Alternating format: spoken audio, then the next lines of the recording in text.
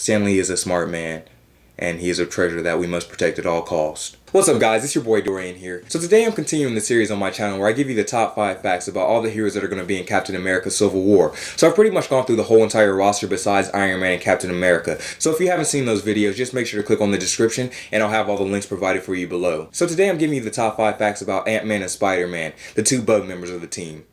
I'm pretty sure they're bugs or they're insects or whatever. They both crawl. And I've already actually done a top 10 fact video on Spider-Man by himself. So if you haven't seen that video, also go ahead and make sure to check that out. But today I'll give you some new facts that you probably didn't know about him, and then we can just go on from there. Alright, let's get it. Number 1, there have been 3 Ant-Men. Before the movie came out, not everyone had heard of Ant-Man as a concept. Those outside of the comic book community who have heard of him usually just know about Hank Pym. But because of the popularity of the movie, more people associate Scott Lang with the Ant-Man mantle. But very few people will know that there was a third incarnation of the tiny hero. In addition to Hank Pym and Scott Lang, there is also Eric O'Grady. O'Grady was a low-level agent of S.H.I.E.L.D. who stumbled upon the Ant-Man suit in one of S.H.I.E.L.D.'s headquarters and used it for his own selfish purposes. But with that being said, he did ultimately die a hero, utilizing his powers to save children from the villain father and perishing in the process. And something you might have not known was in the original movie when Scott Lang shrank down for the first time in the shower, that was actually a reference to when Eric O'Grady shrank down to sneak in on Captain Marvel showering.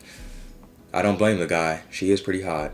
Just kidding, that's not cool. Eric O'Grady, you need to find your chill. Number 2, Spider-Man's web fluids only last about an hour. Just like in the Amazing Spider-Man movies, Peter Parker crafted some web shooters for himself as a teenager in order to get around New York City as quickly as possible by swinging from building to building. However, luckily for the window cleaners and the bad guys he uses it on, the webbing dissolves after about an hour or so. Stan Lee created this catch in order to avoid Peter being able to sell his formula, thus getting rich off the new adhesive, and then becoming a badass baller who just drops out of school and just doesn't want to become Spider-Man anymore because he's so goddamn rich. Like, I'm not saying if I was a hero and I had a lot of money, I wouldn't be a hero anymore, but I take a lot more vacations. Like, if I was Tony Stark, I'd just send one of my automated machines to go ahead and fight. I'd just be chilling, drinking some mimosas, chilling with Lil Dicky and shit.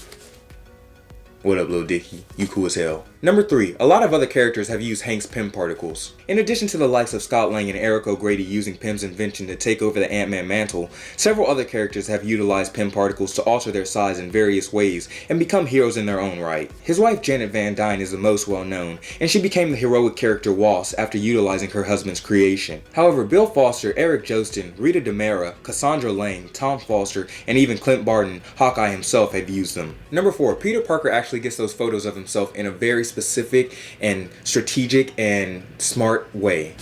I ad-libbed that part, but whatever. During his teen years, Peter Parker earned money by taking photos of himself as Spider-Man. However, how exactly did he manage to get such great photos from just webbing his camera to the wall and setting the timer? A recent story by Dan Sloat revealed that his system wasn't quite as simple as that. Instead, Peter put a sensor into his costume which would make his camera take a few shots each time he passed in front of the lens. Number 5, Ant-Man had a long wait to get into the theater. Stan Lee himself pitched an idea for an Ant-Man movie back in the late 1980s, but studios thought the idea for the film was too similar to the film Honey, I Shrunk the Kids. Therefore, the idea never went through, and the movie had to wait several decades to get the green light.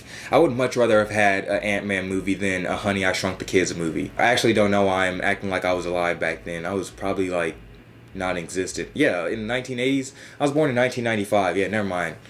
But still, if I was alive back then, I would have preferred an Ant-Man movie to a Honey, I Shrunk the Kids movie.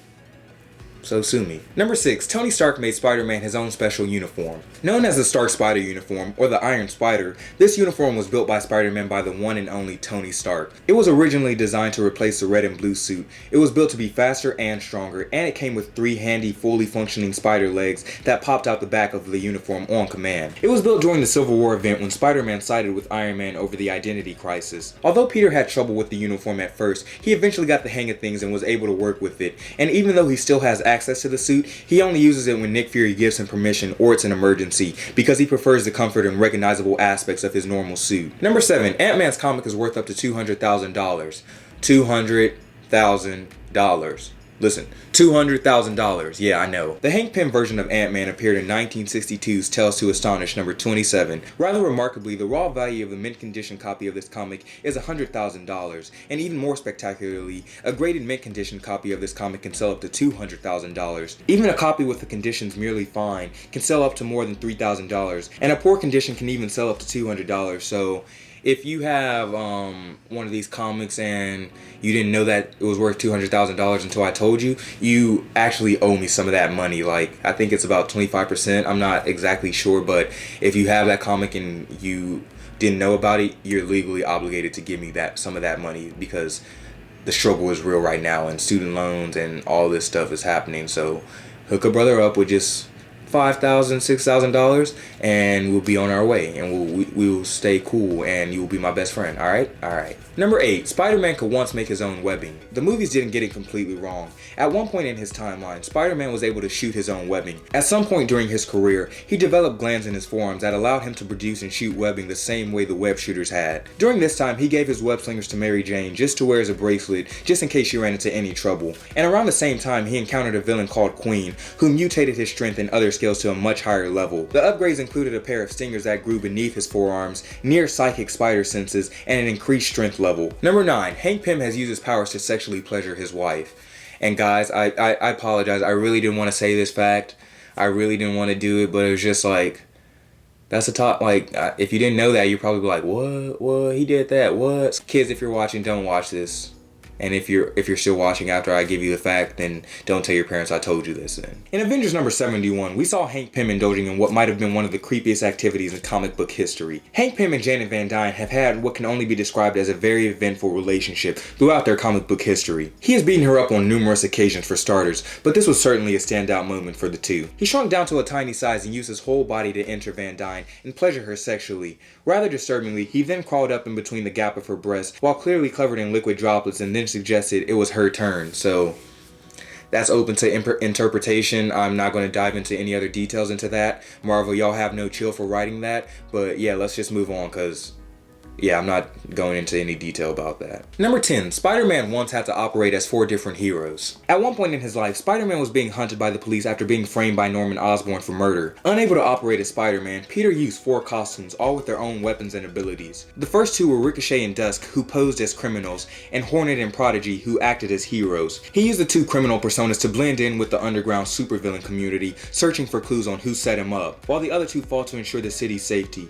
In the final fight of the storyline, Peter used not one, but all 4 of these costumes to fight and confuse his foes, all while using these new identities to expose his enemies and clear his name. After Spider-Man was able to use his own identity again, the other 4 identities were used at some time or another for other characters in his comics. So yeah, it stays lit.